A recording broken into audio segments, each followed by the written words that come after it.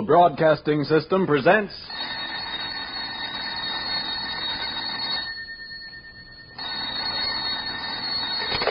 Hello, I hope I haven't kept you waiting. Yes, this is the Crime Club. I'm the Librarian. Cupid can be deadly. Yes, we have that story for you. Come right over.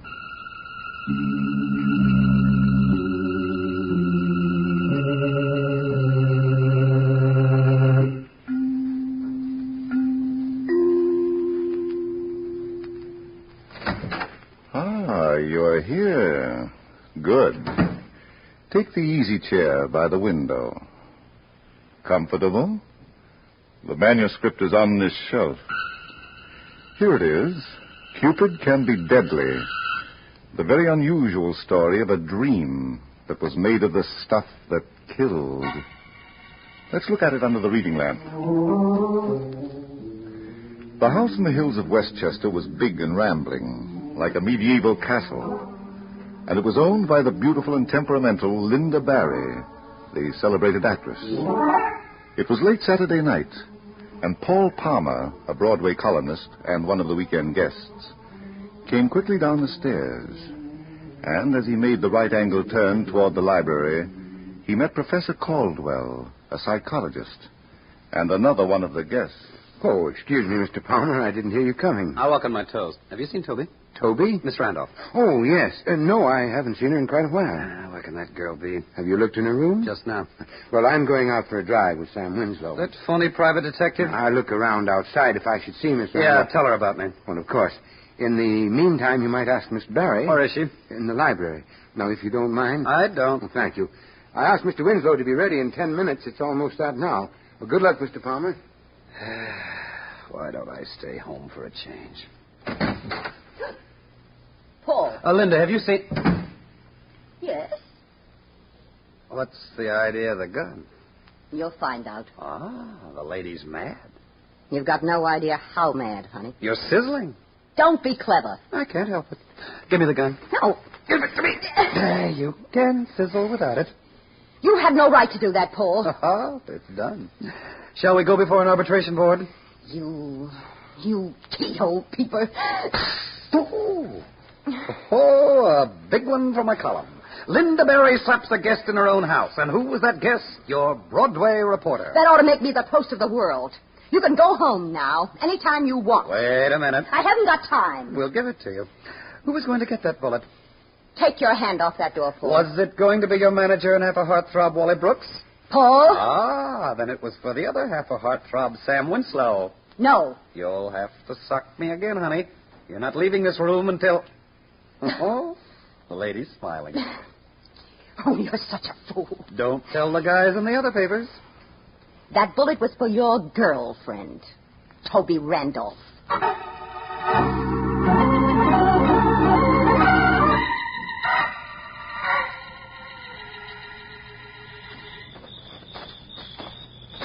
It's no use trying to talk me out of it, Wally. I'm going to get away from this place as soon as I can find Paul. All right, Toby, you want to go, you can go, but why? I don't like it here. Meaning me? No. The house? No.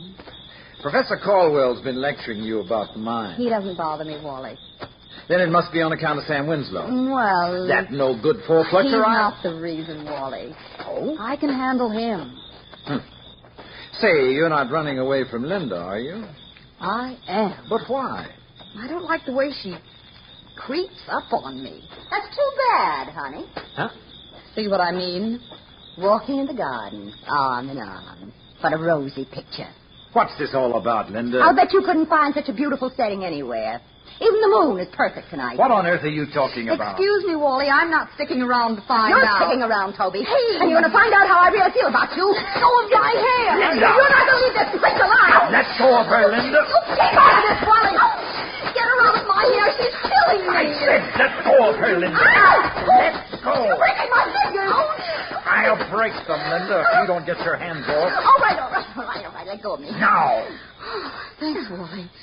Now I'll give her a sample of my brand. No, you don't. But she got me from behind. I don't care how she got you. But I want to know why. Well, Linda, why? Nobody's making a fool out of me. Nobody has to. What's that? That's enough. Just let me get at her. I'll show her how to pull hair. Stop it. That goes for both of you. Listen, Wally, anytime we need a referee... Shut up, Toby, and stand over by that tree. What about her? I'll take care of her. All right, Linda. How was Toby making a fool out of you? She wouldn't leave you alone. What? From the minute she got here with Paul, she's been trying to get her claws into you. And you let her. Are you nuts? You didn't do a thing to stop her. I've been watching you.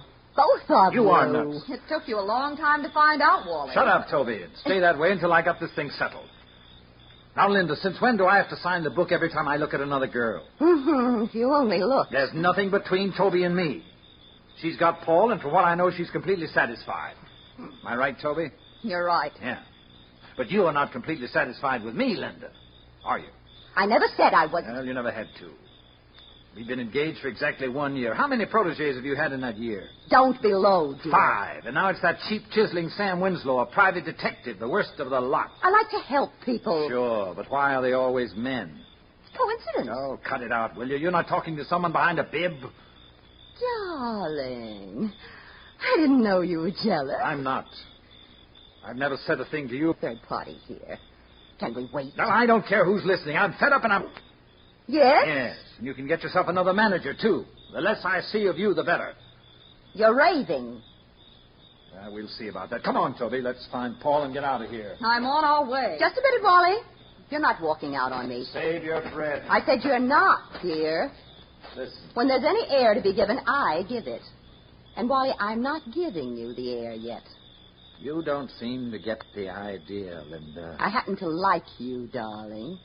Enough to marry you tomorrow. You either marry me tomorrow, or you go to prison. What's that? I'll repeat it for you. Slowly. What have you got up your sleeve? The ace of trumps, and it's been there for a long time. Okay. Show it. You're a thief, Wally. What? And I'm the only one who could keep you out of jail. You'd better start explaining, Linda. All right. If you don't mind the crowd. Well, let Toby hear it.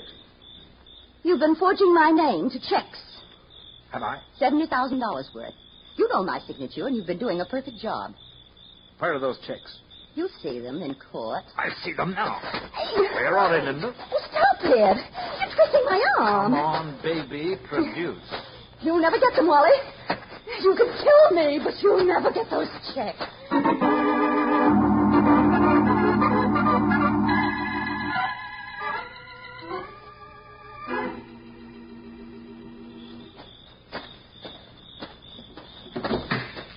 Well, it's about time, Professor. What kept you? I didn't realize you were waiting, Mr. Winslow. We said 10 minutes, didn't we? I've been sitting in this car for 20. I'm sorry, but I met Mr. Palmer, and he was agitated about the disappearance of his lady friend, so I thought... Tried some psychology, huh? Not quite. I looked around for her just to be helpful. You're the type, aren't you? Well... Yeah.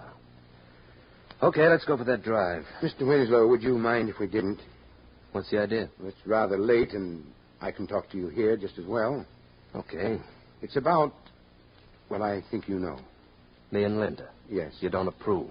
Miss Barry is my patient. Her welfare is my concern. I'm not good for it, huh? I think you ought to leave at once. I'm sorry. I was only trying to relieve a delicate situation. Miss Barry and Mr. Brooks are engaged to be married. I read that in Paul Palmer's column a year ago. They should be married, Mr. Winslow. But as long as you're in the picture... Stop right there, pal. If Linda wants to wash me out, she can do it any time. Well... The fact is, she wants me in. So that's where I stay. Would you marry her? You won't. You don't love her. No, I'm not exactly indifferent to her charms, Professor. She has a lot of money. You catch on fast, don't you? Suppose I were to tell her that. You want to live, don't you? Mr. Winslow, are you... You want to go right on psychologizing dames for big fat fees? You can't do that when you're dead. You're not threatening me, young man. I know Miss Barry has given you money. And I know that she's made you the beneficiary of one of her largest life insurance policies. You know a lot, pal. I also know that you've been poisoning her mind against Mr. Brooks. But you'll never get another chance. When I get through telling Miss Barry the truth about you... Nice speech, Professor. Now take a deep breath. What? Hold it. Hold it. It might have to last you a lifetime.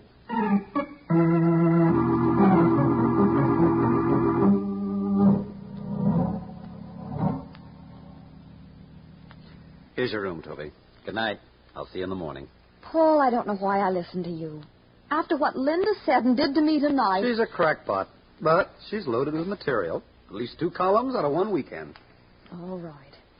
But I don't like the idea of sleeping in her house. Good night, sweetheart. Pleasant dreams.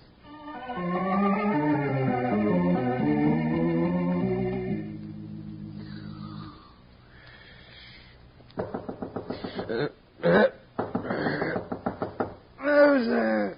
It's me, Paul. Let me in. Well, what's the matter, Toby? Don't ask me now. Just let me in. Wait a minute.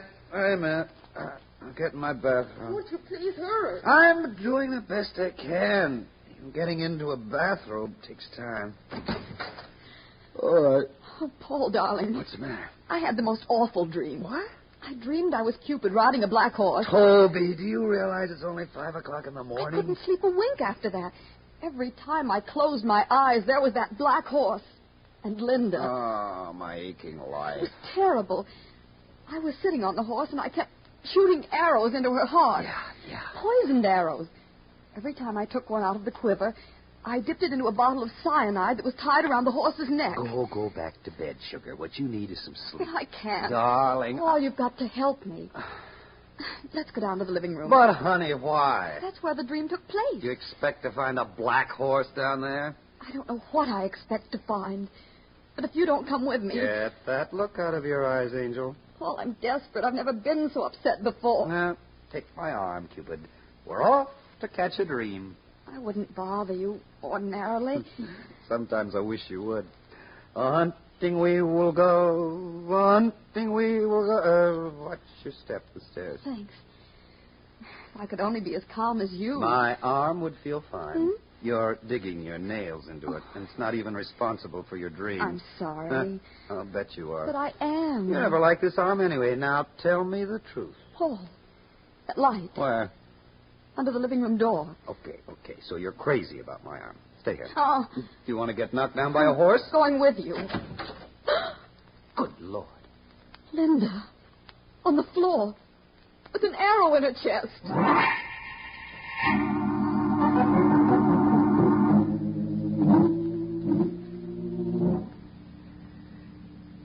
I killed her, Paul. Don't try to tell me I didn't. You didn't. Oh, what's the use? You'd say anything to make me feel good. Now, listen, honey. I'm a killer, and no amount of coaxing is going to convince me that I'm not. But dreams don't make murderers. How do you know I was dreaming? You said so. Maybe that's what I thought, but actually... Goodbye, Paul. It's been nice knowing you. Where are you going? The police will have to know about this, and I'm going to phone them. No, you're not. Put it down, Toby. I've got to give myself up. Okay, then I'll put it down. Oh. Sorry. Your hand was in the way. Now, you'll do me one favor. Don't tell anyone about your dream. We're going to have the police in on this, aren't we? Sure. But not until I've got you straightened out. Come on. Where? Out for a walk. Let somebody else Good find... morning. Huh? Ah, Professor Caldwell. Up bright and early, aren't we? I always say there's nothing like the country air to... Good heavens. Behind you, Miss Barry. We found it that way. An arrow in her chest. Her pulse. Mr. Palmer, do you realize she's been murdered? I'm beginning to. Who did this? We don't know. I did, Professor. Toby. You, Miss Randolph. You'd better send for the police. I'll tell them everything. Well, as long as you've gone this far, why not tell it to Professor Caldwell? He's a psychologist. Is this a problem in psychology? She had a dream. It was more than that, Paul. I saw the whole thing. The living room, Linda, and I was shooting arrows into her heart. But you were riding on a black horse. Professor, do you see a black horse in this room? Very, very interesting. She was also dressed up as Cupid. She was? Forget it. Miss Randolph, you had a dream in which you saw yourself as Cupid murdering Miss Barry? So I thought. But there was no romantic conflict between you and Miss Barry? Who said there wasn't? Toby, for Pete's sake. Let her talk, Mr. Palmer. She'll hang herself. We'll see about that. Go on, Miss Randolph. Last night, Linda accused me of trying to take Wally Brooks away from her. We had a hair-pulling match. Amazing. The most unusual dream coincidence I've ever heard of. Professor... Now, don't be alarmed, Mr. Palmer. This young lady is quite innocent. You mean it couldn't have happened as I told it? Certainly not. You're not Cupid and there's no horse. But, Yes? well, on the other hand, Miss Barry is dead. There is an arrow through her heart. This young lady is quite innocent. You mean it couldn't have happened as I told it? Certainly not. You're not Cupid and there's no horse. But, Yes? well, on the other hand, Miss Barry is dead, there is an arrow through her heart. That can only mean that if you're guilty, Miss Randolph, then you must be a somnambulist. Oh, good Lord. What now, Toby? Paul, as a child, I used to walk in my sleep regularly. You don't care what you do to yourself. Listen, Professor, I've got an idea. I'm afraid we need one, Mr. Palmer. If you hypnotized Toby, we could really find out what you did last night, couldn't we? We could. All right. Then hypnotize. Sit down, Toby. We're going to work. But, Paul, I told you. I want to know the truth. And I've got it. You mean I don't have to be hypnotized? No. All you've got to do is remember what happened after Linda pulled your hair last night. She... What you told me just before you went to your room. Wally said he was through, and she... Of course. She accused Wally of forging her name to checks. Mr. Palmer, do you realize what you're saying? I'm saying what Toby said Linda said. And she was there. Come on. We'll ask Wally. Don't knock yourselves out, kiddies. Sam. Yeah. I'll bet she never expected to die that way off stage. How long have you been here, Sam? Not long enough to embarrass anybody. Why? What made you come down? It's only 6 o'clock. I get restless sometimes. Why? You've got a reputation for waking up with a dinner bell. Oh, you think it was me, huh? It could have been, Mr. Winslow. Oh, we're going to hear from the professor. Mr. Palmer, this man is the beneficiary of a $50,000 insurance policy taken out by Miss Barry. Well, I'll be... Not anymore, Toby. Okay, Sam. You tell me. I had influence with the babe. I was her type. That's not telling me, pal. She hired me to find out where her dough was going. Checks she didn't remember signing. Then she took a shine to me. What was I going to do? Now, listen, That's Sam. exactly what I did. After I found out who was signing those checks with Linda's Johanna Hancock. It was her boyfriend, Wally Brooks. I know all about that. Great. Now, here's something you don't know. Where's Wally? What? His room's next to mine. I heard him going out about 10 minutes ago. That's what woke me up. That's ridiculous. Mr. Brooks has a car in the garage, and we heard no car. There it is, Professor. Well, what do you say, Paul? They'll send for the police. They know all the answers.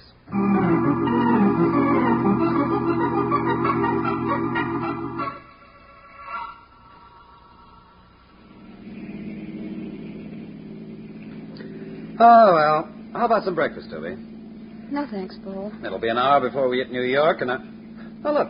There's a nice quiet place just around the next intersection. The food's good. I don't feel like eating, Paul. What's the matter with you? Why didn't you let me tell the police about my dream? Oh, it's that dream again. I killed Linda. Listen, honey, the police know how to analyze a crime, and they suspect Wally. Just because he disappeared. He didn't take a thing that belonged to him, not even his socks. It doesn't prove he's a murderer. He's been forging Linda's name to checks, and she found him out. He wouldn't have killed her for that. She was ready to marry Now, him. listen, I honey. won't. Wally's not a killer.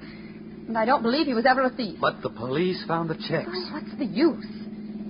You've made up your mind to cheat the law, and you don't care who dies, as long as it isn't me. You don't know what you're talking about. And I'm going to prove it once and for all. If you only could. We'll turn around, and then we'll hit right for police headquarters. Why? In your dream, Cupid was dipping the arrows into a bottle of cyanide. Yes? So far, there's been no mention of cyanide by the police or the coroner. I'm going to insist on a lab test of the arrow point. Fair enough. Yeah. But while that's being done, Angel, you keep your mouth shut about that dream. Understand?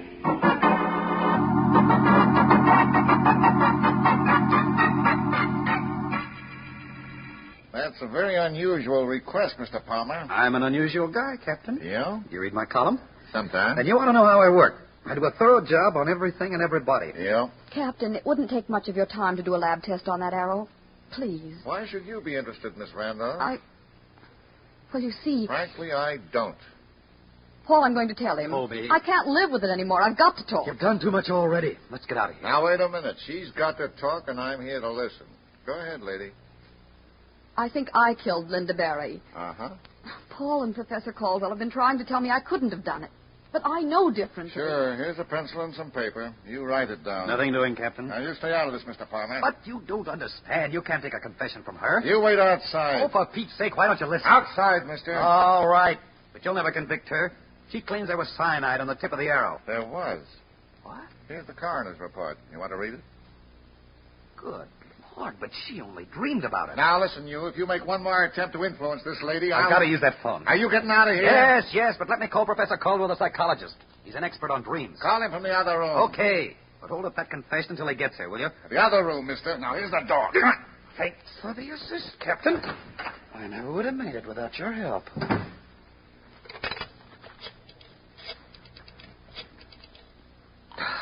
Hurry up, hurry up. Hello? Now, Professor Caldwell. Yes? This is Paul Palmer. Oh, Mr. Palmer, I'm so glad you phoned. How soon can you get here? No, I can't. I want you But to... you must. Mr. Brooks came in a few minutes ago. What? And without a word of warning, he began to beat up Mr. Winslow. If you don't get out here as soon as you can, there'll be another murder in this house. Wally? He came back? Please, Mr. Palmer, as soon as you can. It'll take me at least 15 minutes. That won't do any good. It'll have to. Now, listen, Professor. Don't let Wally get away. I wanted to meet a certain captain of the police with a first-hand story of why he disappeared.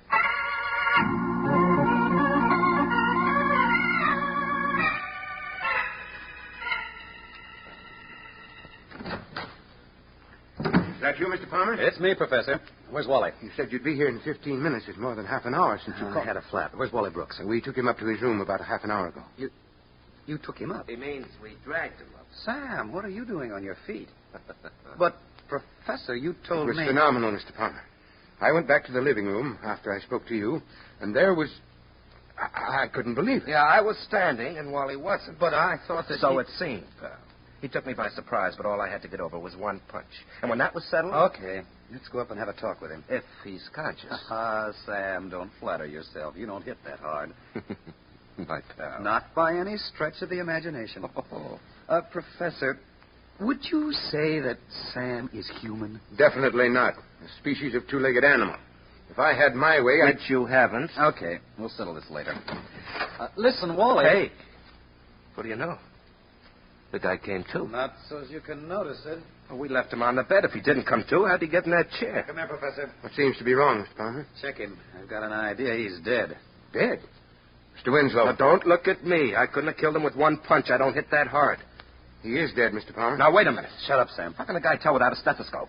Mr. Brooks has no pulse, and there's no action in his heart that I can hear. Let's call a doctor. I'm a doctor, Mr. Winslow. My specialty happens to be psychology, but that doesn't mean that I... Never mind that, Professor. I know what killed Wally. What's that? Poison. From this tiny bottle.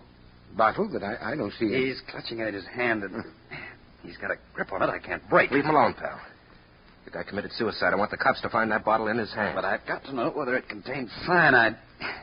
Come on, Professor. You should know how to flex muscles. I'm afraid it would be impossible in this case, Mr. Palmer. Why? Obviously, rigor mortis is set in. I'm not giving up. If that bottle contains cyanide, then... what'd you say, Professor?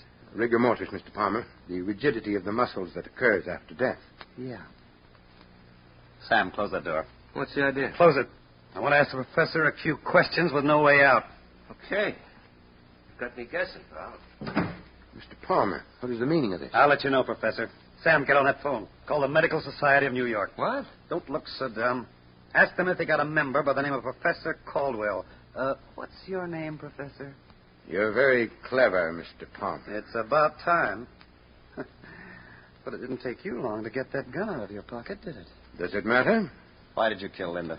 She made a startling discovery. The checks were forged? They weren't forged, Mr. Palmer. Now, look. Oh, no. I see what you mean.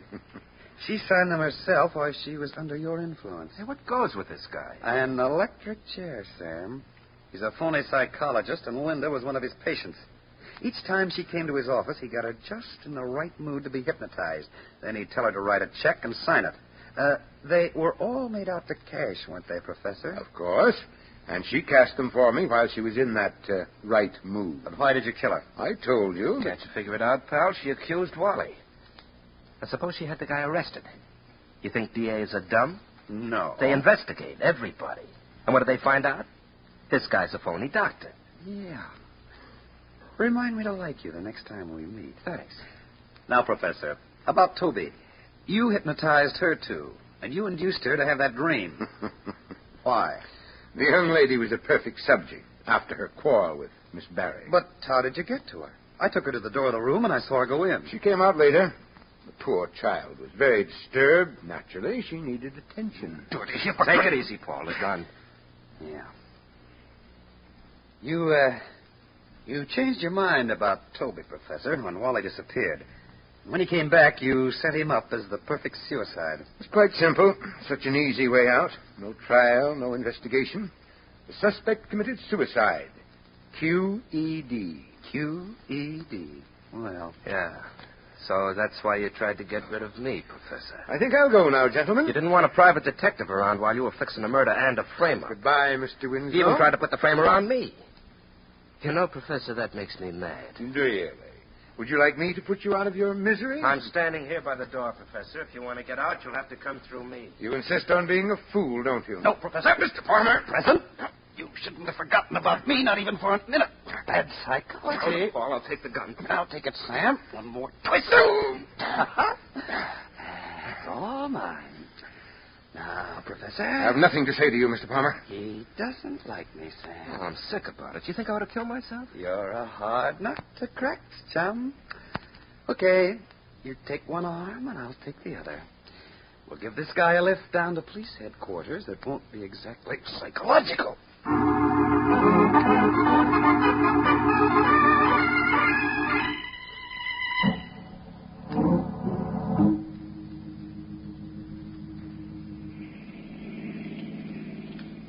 Hunting we will go.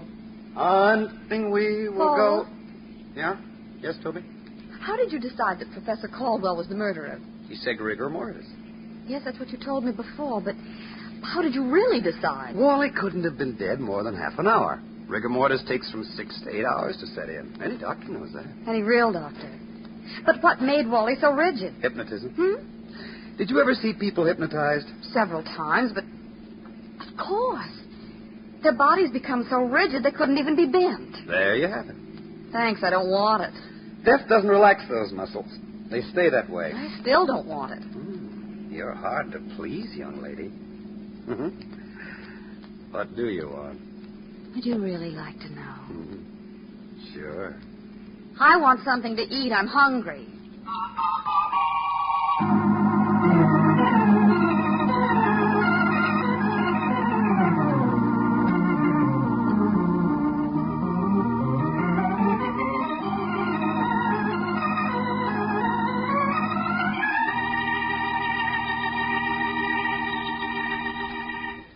And so closes tonight's story, Cupid Can Be Deadly.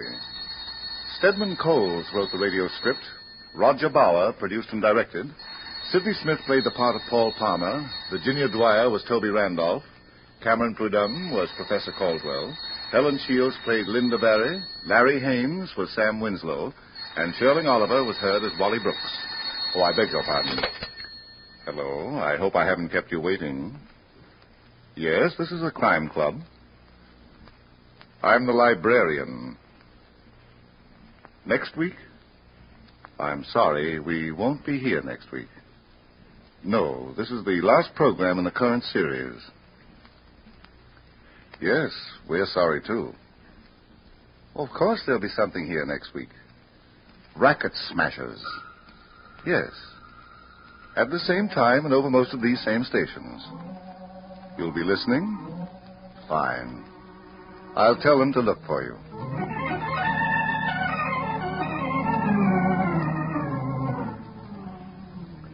This program came from New York. This is the last broadcast in the current Crime Club series. In its place, the Mutual Broadcasting System will present the exciting real-life crime drama, Racket Smashers. Don't fail to tune in at this time next week over most of these stations for the true criminal cases of Racket Smashers.